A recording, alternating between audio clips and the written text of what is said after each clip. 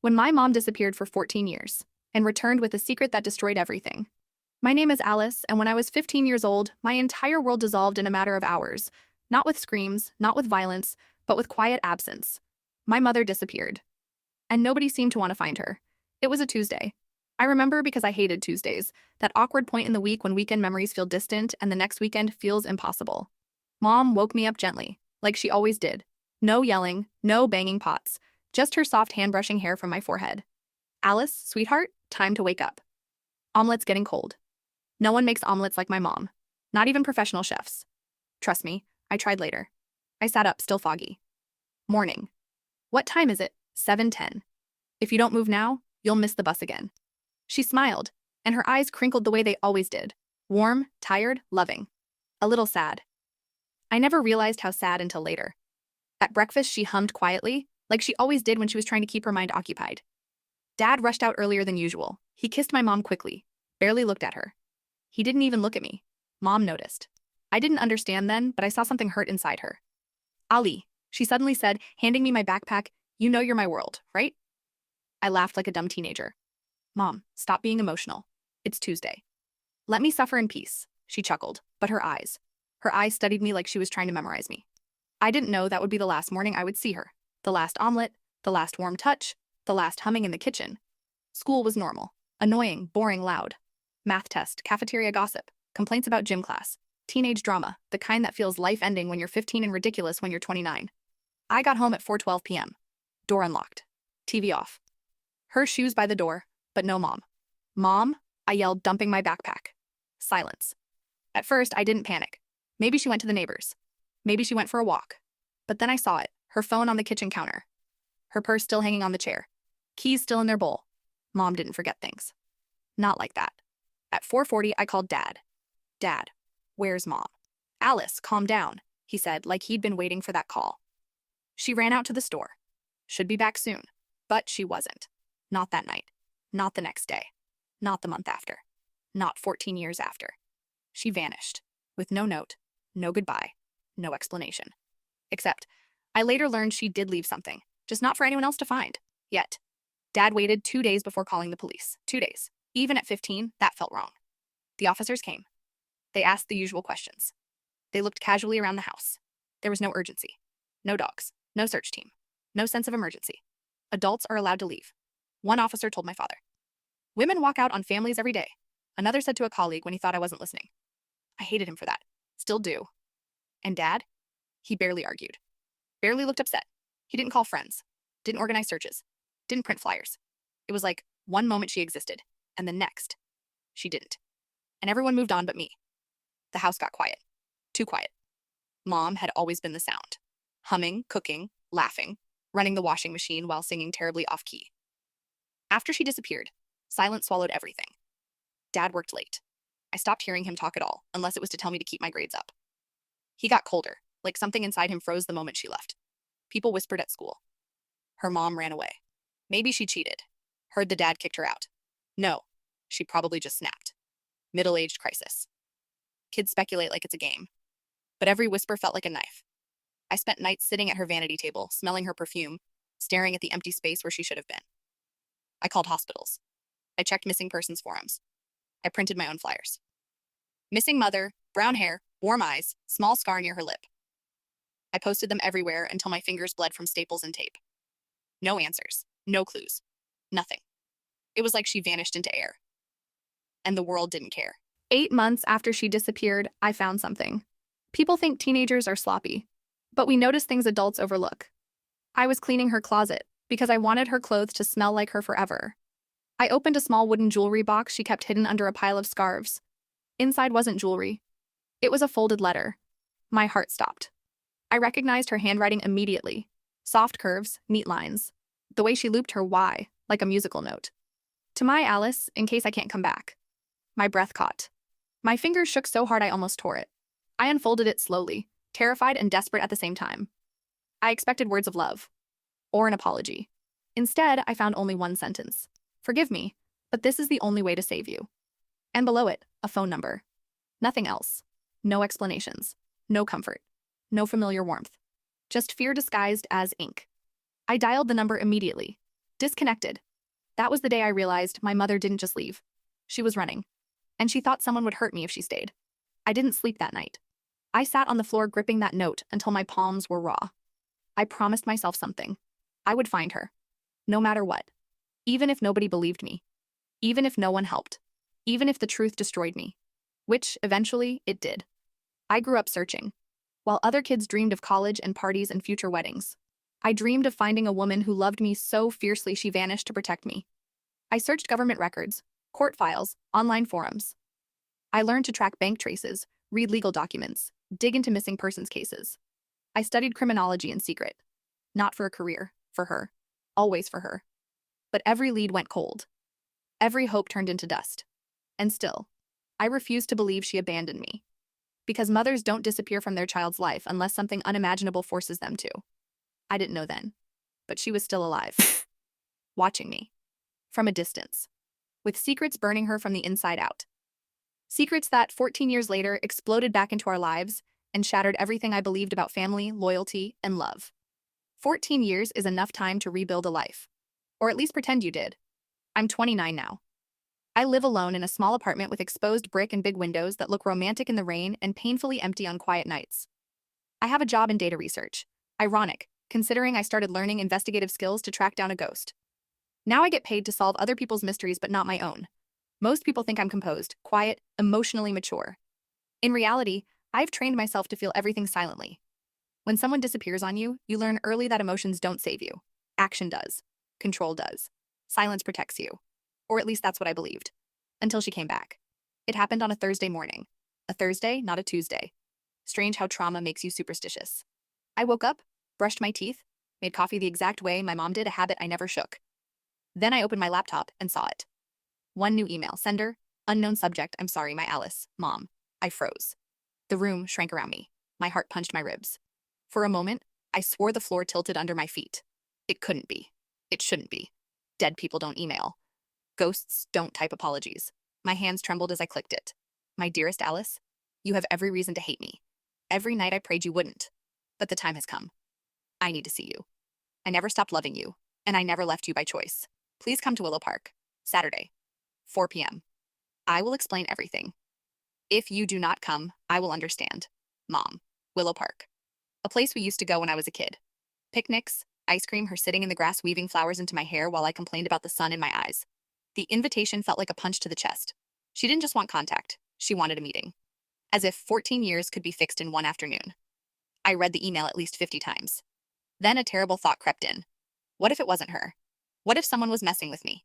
What if someone wanted information? Or money? Or power over a girl who grew up with a missing mother? Trauma plays tricks. It whispers danger where there might be hope.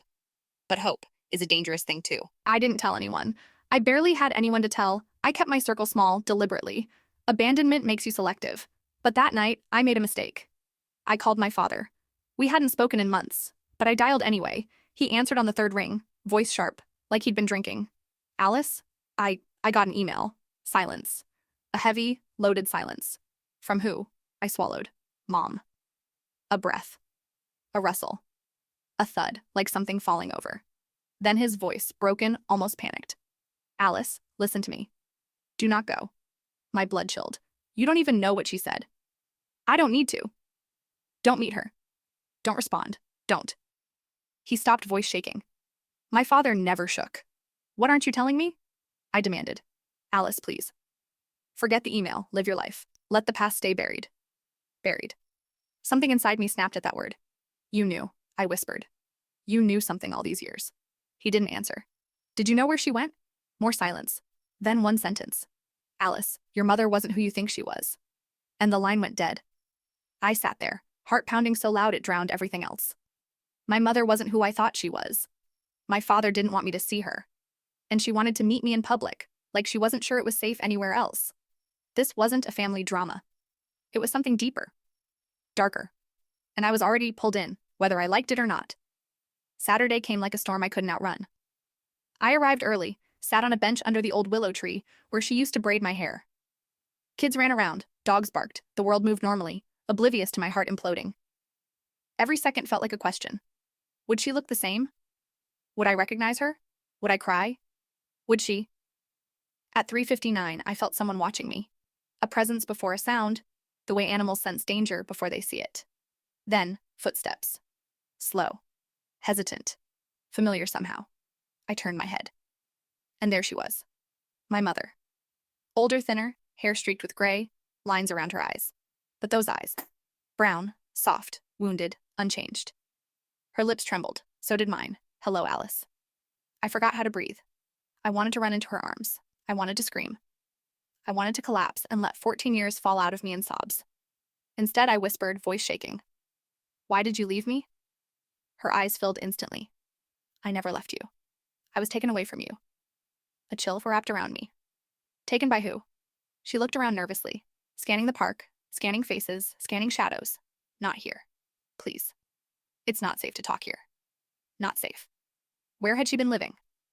Who was she running from? Who still scared her enough to whisper in a public park in broad daylight? She reached into her coat slowly and pulled out a folded paper. I wrote everything. Not everything I could, everything I was allowed to. Allowed. Allowed by who? I took the paper. My fingers brushed hers. A shock of warmth and sadness shot through me. I'll tell you what I can now, she whispered, voice shaking. But first, you need to know one thing. She leaned closer. Too close. I could smell peppermint and fear on her breath. I never abandoned you, Alice. I fought for you. Every day. And the people who forced me to disappear, they're still watching.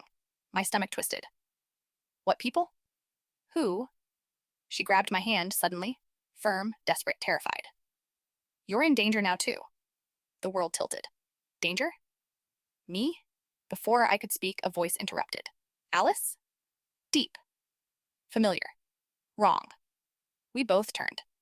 It was my father, standing 10 feet away. Face pale, fists clenched, eyes trembling with fury, and something else. Fear. How did you know we were here? I demanded. He didn't answer. His eyes locked on my mother like she was poison. You shouldn't have come back, he said quietly.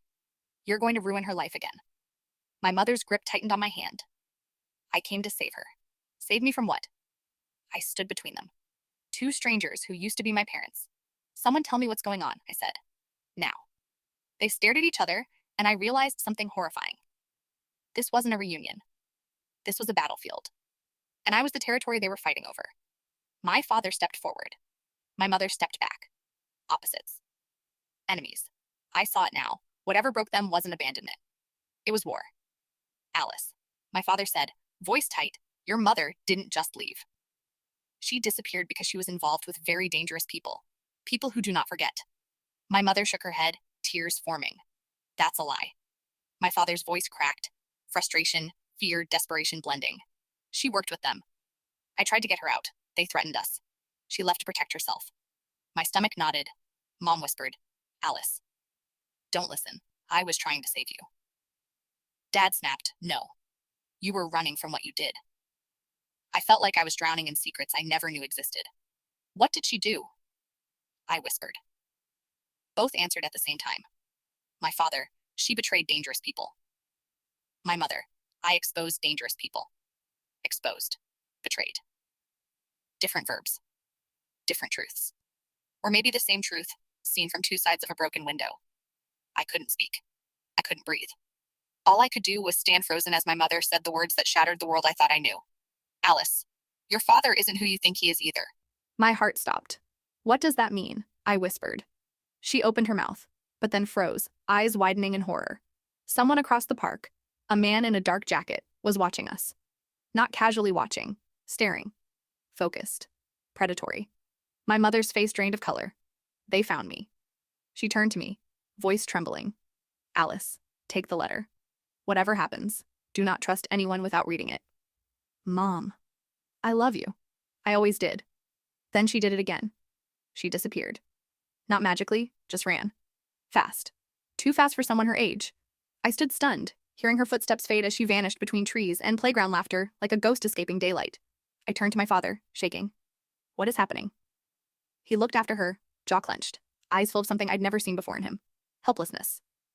This is only the beginning, he whispered. I clutched the folded pages in my hand, pulse pounding in my ears. My mother was back. But danger came with her.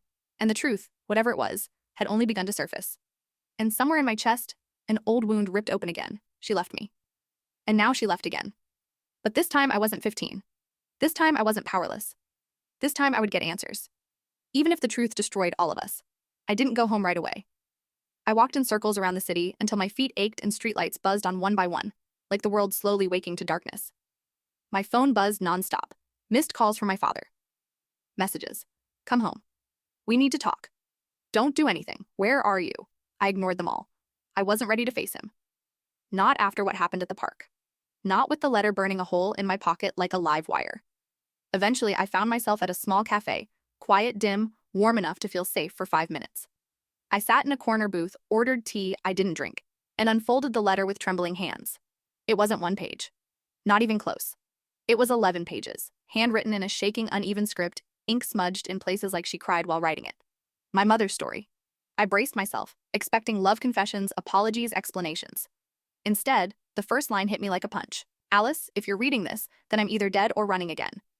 My throat tightened. She continued. I did not leave because I stopped loving you. I left because people in our lives, people you trust, were not who they claimed to be. I discovered things I shouldn't have, and if I stayed, you would have been used to control me. Used. Controlled. My fingers shook as I read on. I exposed a criminal network tied to powerful men. Your father knew. He was supposed to protect us. He didn't. I froze. My father didn't? Not he hurt us, not he betrayed us. He didn't protect us. It sounded like a mother trying not to poison her child against their parent. But it also didn't sound like a woman running from her own crimes. It sounded like someone hiding from others. With each line, the world swallowed its own light. She wrote about threats, anonymous calls, cars following us, people watching her outside supermarkets. I tried to tell your father. He dismissed it at first. Later, he begged me to stop digging. He told me we were all in danger. But by then it was too late. They knew I knew. My stomach knotted, pulse pounding in my ears. Then, one sentence that made my skin crawl. Your father made a deal to keep you safe. A deal that required me to disappear. A deal? For my safety? Did he choose to protect me at the cost of losing her? Or did he choose to silence her to protect himself? I didn't know anymore. I just kept reading. Alice, I never abandoned you. I watched you grow from afar. Your first day of college. Your first apartment. Every birthday. I was there, hidden in crowds or across the street. And every time I wanted to run to you, someone reminded me why I couldn't. Tears blurred the words. I pressed the page to my face, breathing in faded perfume and heartbreak.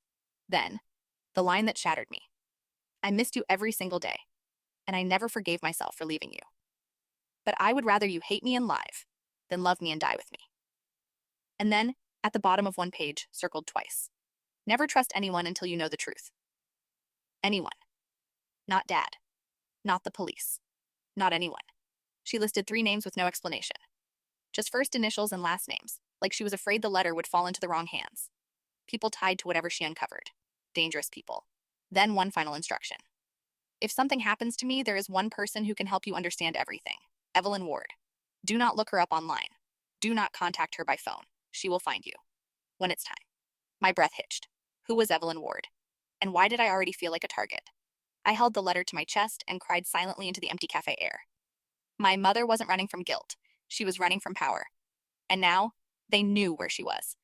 Which meant I wasn't invisible anymore either. When I finally walked home hours later, the hallway outside my apartment felt wrong. Too quiet. Too still. Like the air itself was alert. I unlocked my door slowly, stepped inside, and froze. The lights were on. A coat draped over the chair. 2 glasses on the table. Someone was here.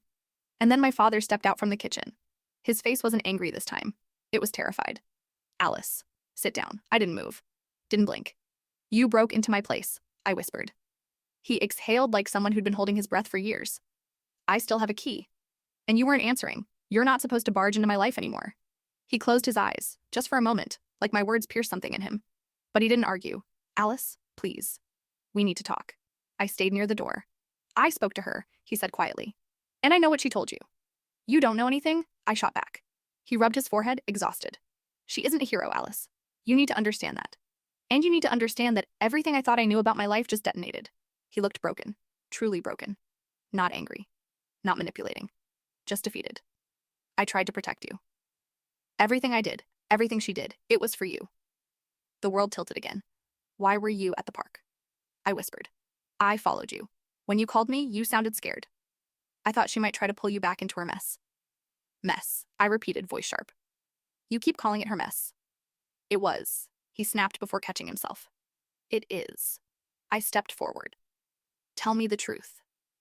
Did you force her to leave? His jaw clenched so hard his teeth probably ached. I didn't want her to go, he said quietly. I wanted her safe. I wanted you safe. And the only way, was for her to disappear.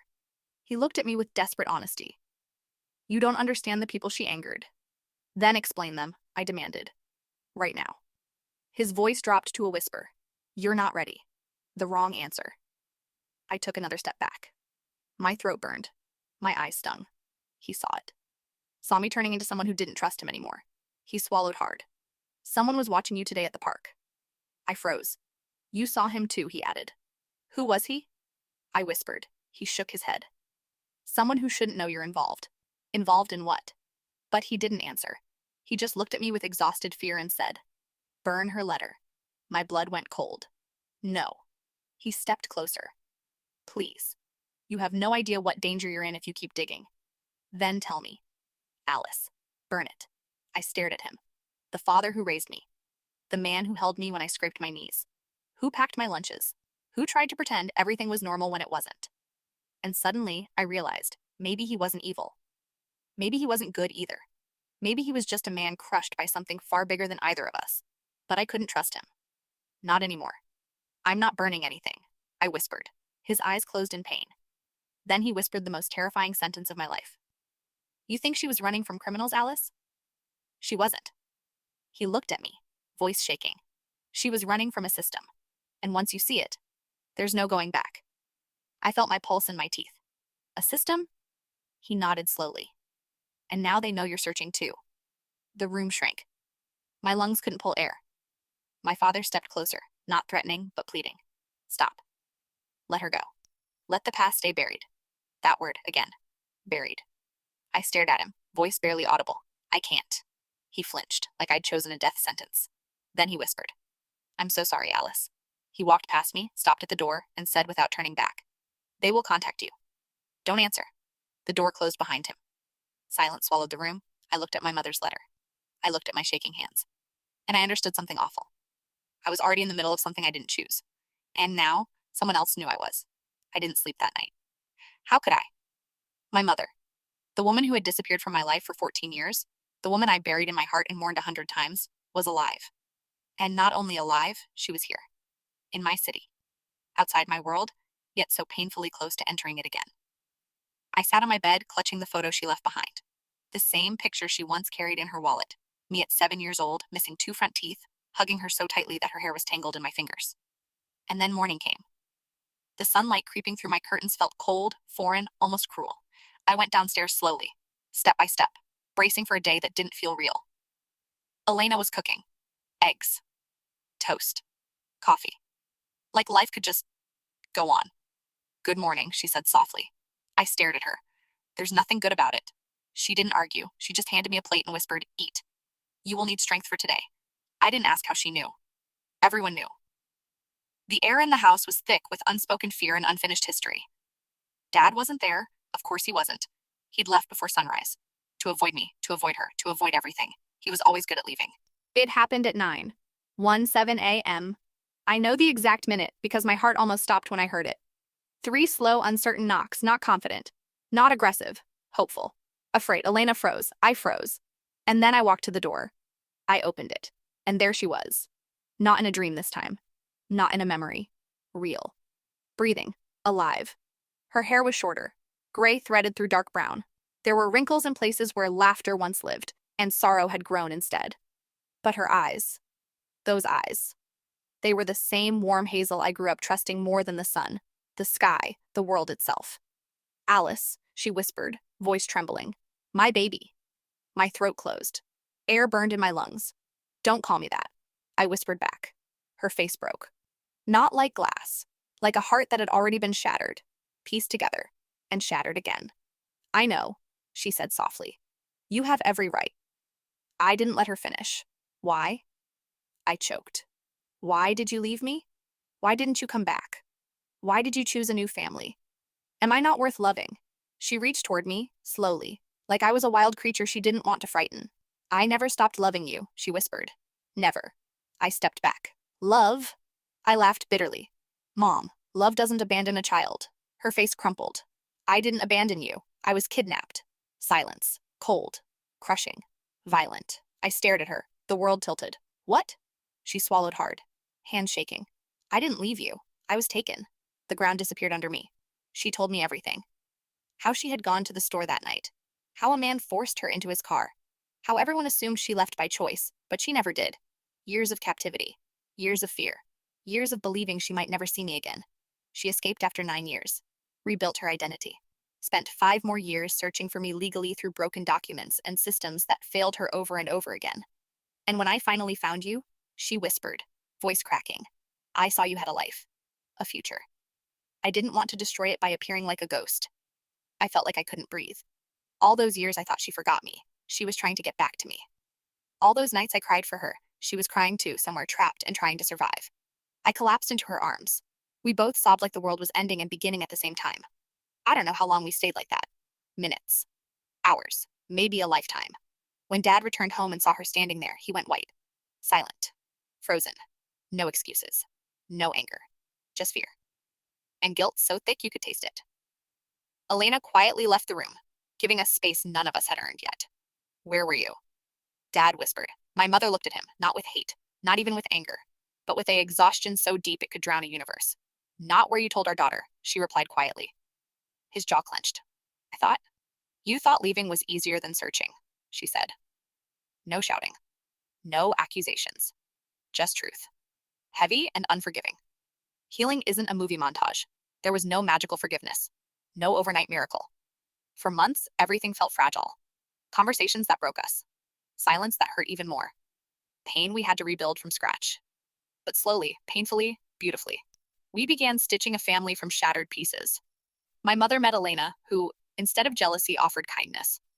My mother spoke to my father not as enemies, but survivors of a shared tragedy neither fully understood until now. And me? I learned something no child should have to learn. Sometimes love doesn't leave. Sometimes love gets taken. And sometimes, if you fight for it, it finds its way home again. Final scene. We sat together months later.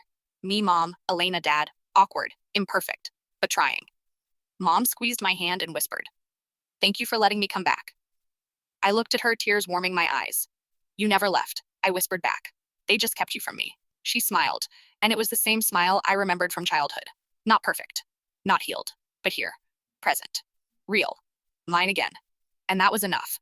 Maybe the world breaks us. Maybe time steals pieces of us. But love, real love, knows how to find its way home. Always.